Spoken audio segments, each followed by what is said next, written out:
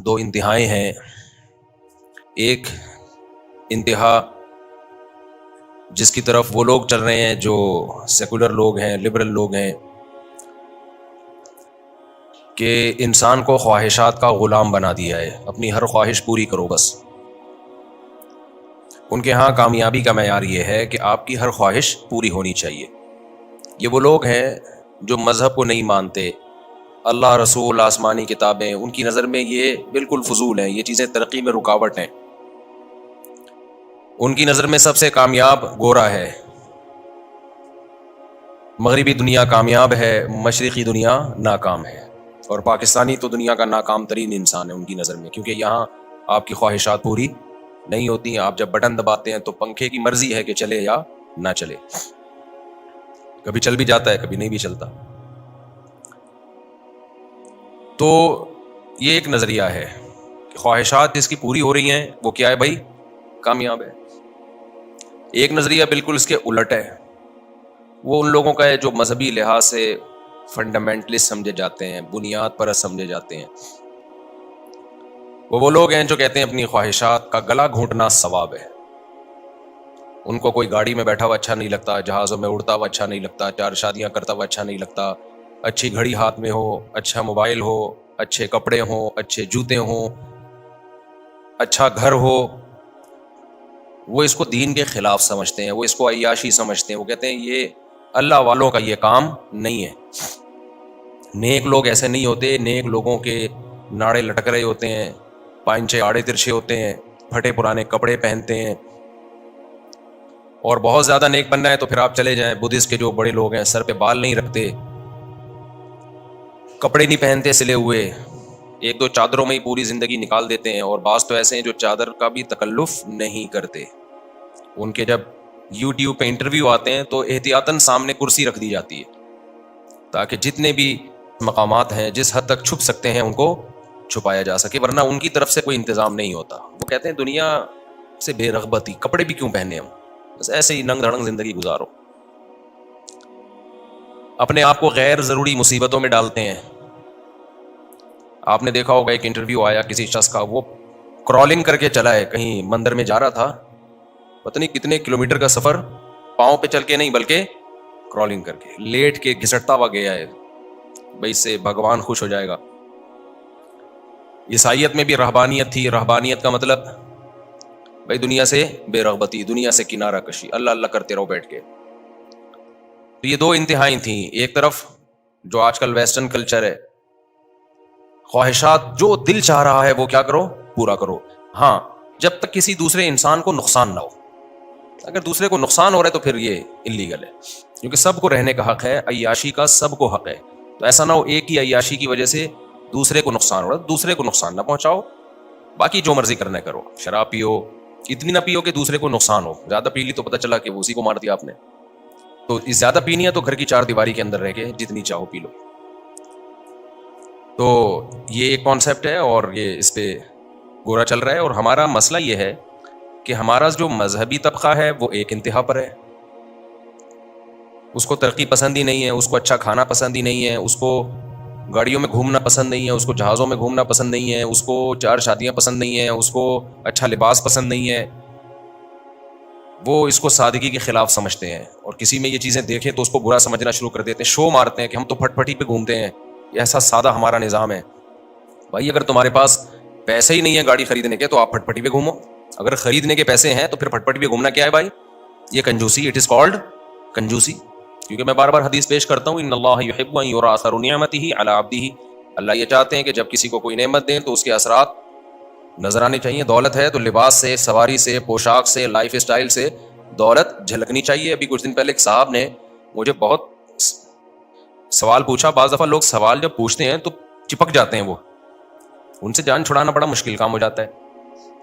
تو انہوں نے مجھے کہا کہ مجھ سے سوال پوچھا کہ کسی کے پاس دولت ہو تو آپ جو حدیث بیان کرتے ہیں کہ اس کے لباس سے، اس کے لائف اسٹائل سے، اس کی سواری سے دولت نظر آنی چاہیے، حدیث پیش کی نا میں نے، تو یہ تو نمائش نہیں ہے دولت کی، یہ جائز ہے اسلام میں. ان کا کہنا یہ تھا کہ یہ کیا ہے، یہ دولت کی نمائش ہے، یہ تو حرام ہے. میں نے کہا میرے بھائی نمائش میں اور آسائش میں فرق ہے. آسائش کہتے ہیں آرام والی زندگی، نمائش کہتے ہیں دکھلاوا، لوگوں کو نیچا دکھانے کے لیے اپنی دولت کی نمائش کرنا. دونوں میں کیا ہے؟ فرق ہے. اب آپ کے پاس زیادہ پیسہ ہے، آپ اچھی گاڑی رکھتے ہو، تو گاڑی کیا گھر کے اندر بند کرو گے یا باہر لے کے نکلو گے بھی؟ اس کو آپ چلانے کے لیے رکھی ہے نا آپ نے. تو جب آپ اس میں بیٹھو گے تو نمائش آٹومیٹیکلی ہو رہی ہے. آپ کی نیت نمائش کی نہیں ہے، غریبوں کو نیچا دکھانے کی نیت نہیں ہے. لیکن اگر اس کو لے کے ہی نہیں نکلتے گھر سے باہر کہ نمائش ہو جائے گی، تو پھر لی کیوں ہے؟ پھر کوئی تک بنتا ہے گاڑی لینے کا کہ وہ گھر میں باندھنے کے لیے رکھی آپ نے؟ تو پھر تو کوئی ادھر میری طرف دیکھیں، ادھر نہیں. ان کے جو کام ہے ان کو کرنے دیں، آپ میری طرف. یہاں کس سلسلے میں آپ آئے ہیں؟ آپ کس سلسلے میں آئے ہیں؟ آپ جب آپ کی شادی ہوئی دلہن کے پاس گئے تو آپ نے بتایا نا میری کل آپ سے شادی ہوئی ہے، اس سلسلے میں حاضر ہوا ہوں میں. اگر آپ وہاں جاتے اور وہاں بیٹھ کے کہیں اور دیکھ رہے ہوتے، موبائل میں لگے ہوتے، تو بیگم کہتی ہے سلسلہ شادی کا تھا اور لگے ہوئے کس میں ہو آپ؟ موبائل میں لگے ہوئے. تو غصہ آئے گا نا اس کو. تو جو جس سلسلے میں آئے تو اسی سلسلے سے اس کو جڑا ہوا رہنا چاہیے. تو آپ یہاں پر نماز پڑھنے کے سلسلے میں آئے ہیں اور بیان سننے کے. جہاں تک مجھے نالج ہے، میرے پاس جو نالج معلومات ہیں، میرا اپنا ایک تجزیہ ہے، وہ یہ ہے کہ آپ دین کی بات سننے کے سلسلے میں حاضر ہوئے ہیں. تو میرا خیال ہے اسی سلسلے کی طرف آپ کی توجہ رہنی چاہیے. تو اب دیکھو بیان کا سارا وہ ہو جاتا ہے نا گڑبڑ، جب آپ بیچ میں ادھر ادھر دیکھا تو اچھا وہ ایک لے میں بات چل رہی ہوتی ہے. تو اب مسئلہ یہ ہے کہ اب ہم جب وہ میرے سے چپک گئے کہنے لگے یہ تو نمائش ہے، یہ تو غلط ہے، یہ تو نمائش ہے دولت کی، گاڑی لے کے گھوم رہے ہیں. میں نے کہا وہ گاڑی خریدے گا کیوں اگر لے کے گھومنا نہیں ہے اس نے؟ تو پھر تو ہم خریدنے پر ہی پابندی لگاتے ہیں. جب خریدنے پہ پابندی لگائیں گے تو پھر وہ حدیث کا کیا مطلب ہے کہ اللہ نے جب کسی کو دولت دی ہو تو ہونا یہ چاہیے کہ اس دولت کا اثر اس پہ جھلکنا چاہیے. اس کے پاس پیسے لینڈ کروزر کے ہیں اور وہ رکشا خرید کے چلا رہا ہے، تو یہ تو بخل ہے. یہ کیا ہے؟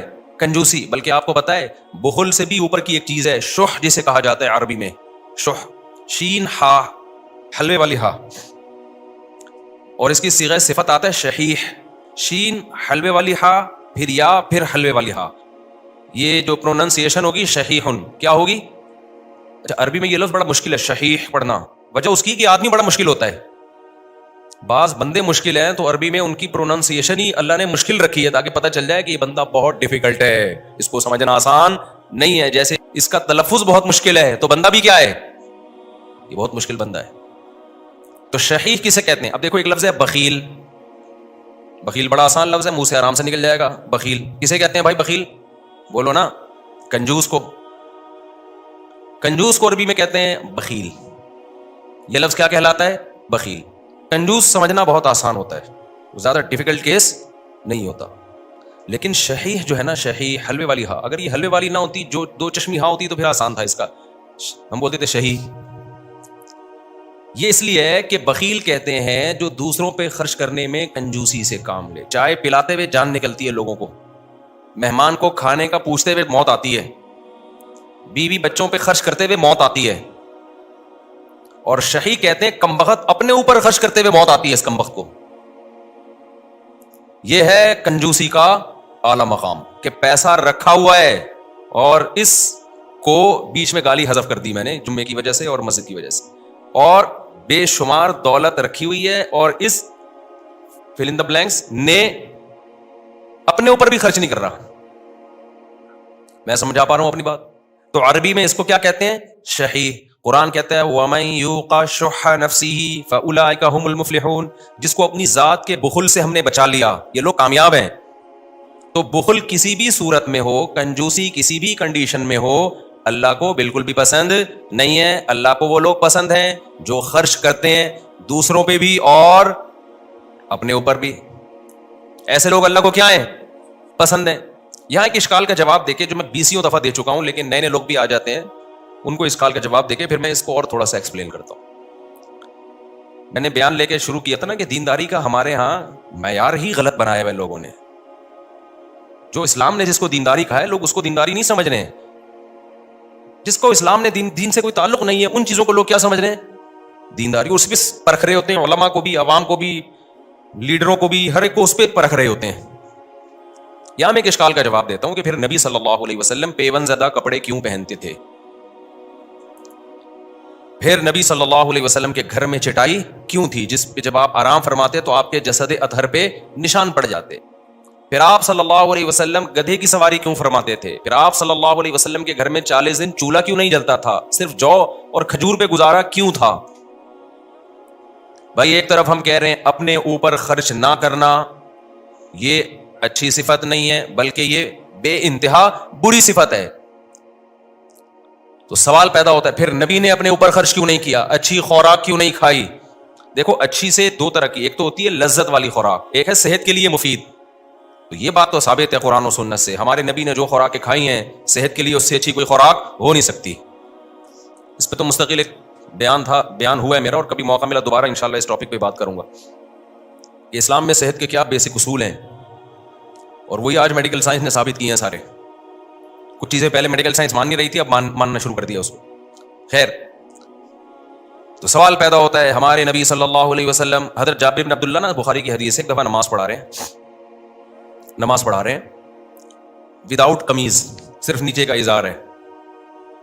تو کسی نے پوچھا کہ کیا اس طرح نماز ہو جاتی ہے کم کرتے کے بغیر؟ انہوں نے فرمایا میں جان کر اس لیے پڑھ رہا ہوں تاکہ آپ جیسے احمق لوگ مجھے ایسے نماز پڑھتے ہوئے دیکھیں اور پوچھیں کہ ایسے نماز ہو جاتی ہے. لیراک مثلک الاحمق. فرمایا کیا نبی کے دور میں ہر ایک کو کرتا میسر تھا؟ کیا نبی کے دور میں کرتا کہاں ہوتا تھا؟ اتنی غربت تھی کہ ایک ہزار میں ہی لوگ نماز پڑھتے تھے. تو کیا تمہیں اتنا نہیں پتا نبی کے دور میں کہاں سے دو کپڑے لوگوں کے پاس آتے تھے؟ آج آپ کے لیے ٹھیک نہیں ہے کہ آپ بغیر قمیض کے نماز پڑھیں. خوب سمجھ لیں، صرف حدیث دیکھ کے مسئلہ نکال لینا یہ عوام کا کام نہیں ہے، یہ مجتہدین کا کام ہے. ان کی نظروں میں ساری حدیثیں ہوتی ہیں، ہر پہلو سے وہ غور کرتے ہیں. یہ تو آج کل ایک بدعت چل پڑی ہے کہ جو بھی اٹھتا ہے بس حدیثوں کے 2-4 ریفرنس اس کو یاد ہوتے ہیں اور وہ مسئلے بیان کرنا شروع کر دیتا ہے. لوگوں نے تو یہ کہنا شروع کر دیا کہ کھڑے ہو کر پیشاب کرنا سنت ہے، کیونکہ بخاری میں آتا ہے کھڑے ہو کر پیشاب کیا. یہ ونس اپون اے ٹائم ایسا ہوا ہے. حضرت عائشہ کی کتنے سخت الفاظ ہیں کہ جو یہ کہے کہ نبی نے کھڑے ہو کر پیشاب کیا کبھی تصدیق نہ کرو. وجہ اس کی ہے کہ نبی کا یہ عام معمول نہیں تھا. پھر بھی ہم کہتے ہیں کہ ایک دفعہ کیا ہے نبی نے اور صحیح سند سے ثابت ہے. ونس اپون اے ٹائم ایسا ہو گیا، اس میں کوئی عذر ہو سکتا ہے. یہ بھی ہو سکتا ہے بتانے کے لیے کہ بھئی یہ ایک پہلو بھی سیرت کا ایک دفعہ سامنے آئے، کیونکہ ہر جگہ آپ کو بیٹھنے کے لیے جگہ میسر نہیں ہوتی. لیکن اس کو سنت قرار دینا اس ایک حدیث کی روشنی سے تھوڑی ہوگا. سنت تو جو عام معمول ہوتا ہے وہ سنت ہوتا ہے، کچھ مستثنیات ہوتے ہیں. تو اب میں یہ عرض کر رہا تھا کہ نبی صلی اللہ علیہ وسلم کی لباس پیون زدہ، آپ کی خوراک ناغے فاقے، سادہ سواری، گھر میں کوئی ڈنر سیٹ نہیں. ایک پیالہ ہے، اسی میں پانی بھی پیا جائے گا، اسی میں دودھ بھی پیا جائے گا، اسی میں کھانا بھی کھایا جائے گا. ہمارے یہاں کتنے ڈنر سیٹ ہوتے ہیں. چاول کا چمچ الگ ہے، قورمے کا الگ ہے، اور اس کا ڈونگا الگ، اس کا ڈونگا الگ، اس کا ڈونگا الگ، اس کا ڈنر سیٹ ہی کا ایک نہ ختم ہونے والا سلسلہ ہے. تو ہمارے نبی نے ایسی سادہ زندگی کیوں تھی؟ اب 2 وجہ ہو سکتی ہیں. یا تو آپ کے پاس پیسہ ہی نہ ہو. کیا خیال ہے بھائی اسلام کہتا ہے کہ جو اپنے اوپر خرچ نہیں کرتا وہ کنجوسی سے بھی اوپر کے لیول پر ہے. شہی ہے وہ، شین ہا. لیکن یہ اس کے لیے جس کے پاس پیسہ ہو نا، ہے ہی نہیں تو کیا کرے گا؟ اب ایک آدمی بیچارہ پھٹ پھٹی سی موٹر سائیکل میں گھوم رہا ہے، آپ نے پوچھا تو ایک نمبر کا کنجوس ہے. مفتی صاحب نے بیان میں کہا تھا کہ جو اپنے اوپر بھی خرچ نہ کرے وہ کنجوس ہے. تو کیسی بائک میں گھوم رہا ہے؟ وہ کہہ بھائی خرچ کہاں کروں، میرے پاس پیسے ہے ہی نہیں. یہ بھی ادھار لی بھی ہے کسی سے میں نے. تو اب آپ بتاؤ ایسے شخص پہ کنجوسی کا طعنہ دیا جا سکتا ہے؟ نہیں دیا جا سکتا، ہے ہی نہیں. تو اگر ہم یہ کہتے ہیں ہمارے نبی صلی اللہ علیہ وسلم مسکین تھے، غریب تھے، آپ کے پاس پیسہ ہی نہیں تھا، تو اس لیے آپ نے خرچ بھی نہیں کیا، کھانے کے پیسے ہی نہیں ہیں، تو بھائی 40 دن چولہا نہیں جلے گا. آپ کے کپڑے پیون زدہ اس لیے ہیں کہ کپڑے سینے کے یا کپڑا نیا لینے کے پیسے ہی نہیں ہیں، تو اس لیے مجبوراً وہی کپڑے پہنے، پرانے کپڑے. تو اگر ہم یہ بات کرتے ہیں تو ایک اور اشکال ہوتا ہے پھر بھائی یہ بات تو اس لیے درست نہیں ہے. والضحیٰ واللیل اذا سجا میں اللہ نے کیا فرمایا؟ ووجدک عائلا فاغنی. اے نبی آپ مسکین تھے، غریب تھے، اللہ نے آپ کو غنی کر دیا. حضرت خدیجہ سے جب آپ کا نکاح ہوا تو حضرت خدیجہ کے پاس پیسہ تھا مزاربت کے لیے، وہ پیسہ انویسٹ کے لیے آپ کو کوئی ایماندار شخص چاہیے تھا، اور نبی صلی اللہ علیہ وسلم کی امانت اور صداقت مشہور تھی. آپ نے ان سے نکاح کیا کہ میرا پیسہ آپ انویسٹ کریں گے، کاروبار کریں گے، اور پروفٹ آپس میں ہم دونوں کیا کریں گے؟ شیئر کریں گے. اس نکاح کے بعد اللہ کہتے ہیں کہ نبی ہم نے آپ کی غربت کو دور کر دیا. تو پھر اشکال لوٹ کے آ جاتا ہے بھائی جب نبی صلی اللہ علیہ وسلم غریب بھی نہیں تھے تو پھر جو کی روٹی کیوں کھا رہے ہیں؟ 40 دن کھجور پہ گزارا کیوں کر رہے ہیں؟ کھجور پانی پہ گزارا چلتا تھا 40 دن. اور ہمارے نبی کا کھانا بھی تو دیکھو, شدید بھوک لگی ہے تو ایک چیز تھی جس سے پیٹ بھرا جاتا تھا, یا تو کھجوریں کھا لی اور پانی پی لیا, یا دودھ پی لیا. دودھ جس حدیث میں بھی ہمیں ملتا ہے نا, کھانے کے ساتھ نہیں ملتا. دودھ کو ہمارے نبی نے کھانے کے طور پہ استعمال کیا ہے. آج دودھ جو لوگوں کو فائدے کے بجائے نقصان پہنچا رہا ہے نا, اس لیے پہنچا رہا ہے کہ 2 پراٹھے کھانے کے بعد 1 گلاس دودھ کا ڈاکٹر مشورہ دیتے ہیں کہ کائنڈلی صبح ناشتے میں آپ 1 گلاس دودھ لازمی پیا کریں. تو آپ نے کیا, اور وہ بھی ڈبے کا پی رہے ہوتے ہیں, تو تھوڑے دن میں ڈبے جیسے بن جاتے ہیں. اور ڈبہ جیسے کبھی کبھار لیک بھی ہوتا ہے نا, تو ایسے انسان بھی کیا ہو جاتا ہے, ڈبے کی طرح بننے کے بعد کیا ہو جاتا ہے. دودھ یہ کھلا پیا کرو, بار بار کہتا ہوں. یہ ٹھیک ہے انجیکشن لگا رہے ہیں, غلط کر رہے ہیں, لیکن ڈبے سے پھر بھی بہتر ہے. میری بات بعض دفعہ بغیر دلیل کے مان لیا کرو, اس لیے کہ ہم نے بہت اس کے پیچھے ریسرچ کی بھی ہوتی ہے. ایسے ہی بیٹھ کے نہیں ایک دم سے آدمی پھینک دیتا. ڈبے سے 1000 گنا بہتر ہے یہ. جیسے یہ جو جوسز آ رہے ہیں نا, ڈبے کے جوسز, چاہے کتنی اچھی کمپنی ہو, کتنی ہی اچھی کمپنی ہو, بالکل بھی 2 نمبری نہ کرتی ہو, پھر بھی اس سے بہتر ہے پھلوں کا رس خود گھر میں نکال کے وہ 1 چمچ پی لو گے, وہ اس پورے ڈبے سے, اس ڈبے کے 20. اور یہ لطیفے مت سنایا کرو کہ یہ ڈبے کے اوپر لکھا ہوا ہے وٹامن سی اتنا. یہ لکھا ہوا ہوتا ہے, اندر وٹامن سی سوال ہی پیدا نہیں ہوتا. سنگترے کا جوس ملتا ہے نا ڈبوں میں, کہتے ہیں اس میں اتنا وٹامن سی ہے, تو لکھنے پر گورنمنٹ کی طرف سے کوئی پابندی. وٹامن سی تو محفوظ رکھنا بڑا مشکل کام ہوتا ہے, وہ تو ہیٹ سے اڑ جاتا ہے. اور اس میں جس قسم کے اس کو محفوظ رکھنے کے لیے جو کیمیکل ڈالے جاتے ہیں جوسز میں, وہ کیمیکل وٹامن سی کی ایسی کی تیسی ہوگا. Vitamin C once upon a time, اب نہیں ہے اس میں. تو خیر یہ ٹاپک ادھر ادھر ہم نکل جاتے ہیں. تو یہ ڈبے وبے بس ہوتے ہیں. اچھا خیر, تو